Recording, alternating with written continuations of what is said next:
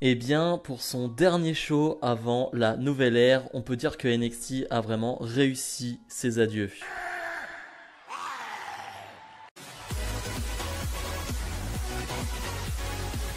Et bonjour à tous, on se retrouve aujourd'hui pour les résultats de NXT du 7 septembre 2021. On débute directement ce show avec un match et c'est aussi pour ça que j'aime NXT. On va retrouver Ember Moon face à Kylie Ray. Donc gros match féminin, déjà rien que sur le papier, je veux dire, tu mets une ancienne championne NXT Ember Moon face à Kylie Ray qui aspire à être une prétendante pour le titre de Raquel Gonzalez qui a été championne NXT UK. Donc vraiment grosse affiche. Et c'est un match qui me permet aussi de découvrir justement Kaylee Ray parce que, comme je vous l'ai déjà dit, je ne suis pas trop NXT UK à part pour nos Français. Du coup, je ne sais pas trop ce qu'elle vaut sur la ligne, même si on l'a vu à quelques reprises du côté, reprises du côté de NXT, mais sans plus. Et bah, c'était très très bon. Et en plus, ils vont leur laisser beaucoup de temps. Ils vont leur laisser 20 minutes, quelque chose comme ça, ce qui est quand même énorme pour débuter un show. Et les deux vont être au top. Elles vont vraiment nous offrir un superbe match féminin.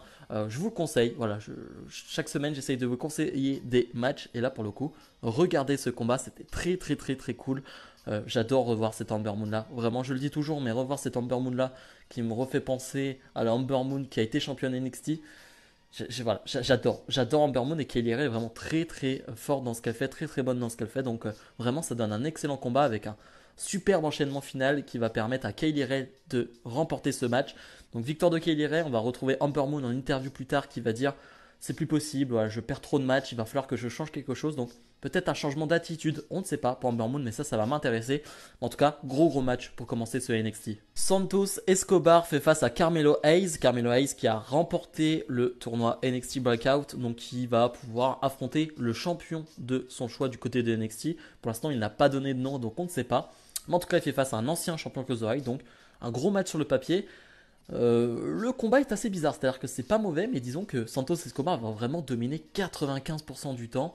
Carmelo Hayes ne fait pas grand-chose dans le combat, ce qui est un peu frustrant pour le coup, même si comme d'habitude il va revenir sur la fin. Voilà, mais je trouve que trop dominateur pardon, Santos Escobar.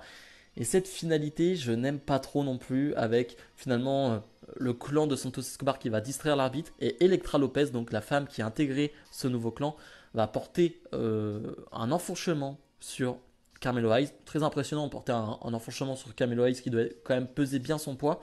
Et donc Santos Escobar va en profiter pour gagner ce combat. Donc une défaite pour Carmelo Hayes qui doit prochainement affronter un champion de NXT. Alors ok, on va nous dire c'est avec intervention. J'aime pas ça. J'aime vraiment pas ça. Il aurait fallu que Santos Escobar gagne contre quelqu'un d'autre, je ne sais pas qui, mais pas face à Carmelo Hayes. De cette manière-là, pourquoi pas, mais pas face à Carmelo Hayes. Je trouve que c'est pas très bon pour Carmelo Hayes. Par contre, voilà, Elektra Lopez fait plutôt une bonne impression sur le coup. On retrouve le clan Diamond Mine qui va nous présenter Julius et Brutus Creed, je crois que c'est leur nom, qui sont donc de nouveaux membres de leur clan. Je crois qu'on les a jamais vus catcher du côté de NXT. Moi, je ne les connais pas du tout. Je ne connais pas du tout leur nom d'avant ou quoi que ce soit. Je ne sais pas ce qu'ils ont fait avant, donc je découvre. Donc, ils vont faire face à des jobbers et ils vont être vraiment en tenue de lutteur. Et ce qu'ils vont faire sur le ring, c'est très très cool. Alors, c'est un squash, bien évidemment, mais ils vont faire des moves de lutteur, des gros portés, des grosses prises. J'ai bien aimé leur dynamisme, leur envie. C'était très très propre ce qu'ils ont fait, donc vraiment ça me donne envie d'en voir plus. Bien évidemment, ils vont remporter ce combat, mais je trouve que c'est une bonne première impression pour Julius et Brutus Creed. Vraiment, j'ai envie de les voir. J'ai envie de les voir plus souvent maintenant dans des matchs plus longs. Yoshirai et Zoe Stark défendent leur titre de championne par équipe féminine de NXT face à Kayden Carter et Casey Catanzaro, un match que j'attendais énormément depuis quelques semaines maintenant. Je mets un point direct négatif, comme ça au moins c'est dit. Je trouve le match un poil trop court. J'aurais aimé.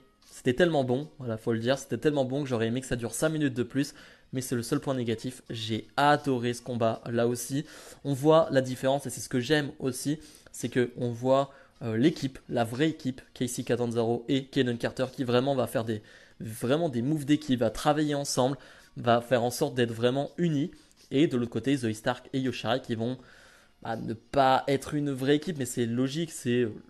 Depuis des semaines, on le voit, c'est Io Shirai qui elle est juste contente d'être championne. Le reste, elle s'en fiche un peu d'être en équipe. Pourtant, Zoe Stark fait des efforts, mais Io Shirai elle s'en fiche un peu. Et donc j'aime bien ce contraste que l'on voit, cette différence que l'on voit entre ces deux équipes. Ça va presque faire la différence pendant le combat parce que Kaden Carter et Casey 14-0 vont vraiment faire un superbe match.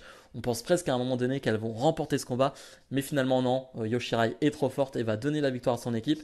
Mais je suis content. Je suis content de voir Casey 14-0 et Kaden Carter à ce niveau-là. Ça fait des semaines maintenant, même voire des mois que je dis qu'elles sont prêtes. Je trouve qu'elles sont vraiment prêtes maintenant. Autant voilà, il y a peut-être un an, elles n'étaient pas prêtes. Là, elles sont prêtes et je suis vraiment trop content d'avoir vu leur évolution. Finalement, après le match, Mandy Rose, Jessie Jane et Gigi Dolin vont s'en prendre à Casey 14-0 et Kaden Carter. Voilà, je ne sais pas trop où ça va mener, mais en tout cas, j'ai adoré ce combat par équipe féminin. Les débuts de Mei Ying sur le ring.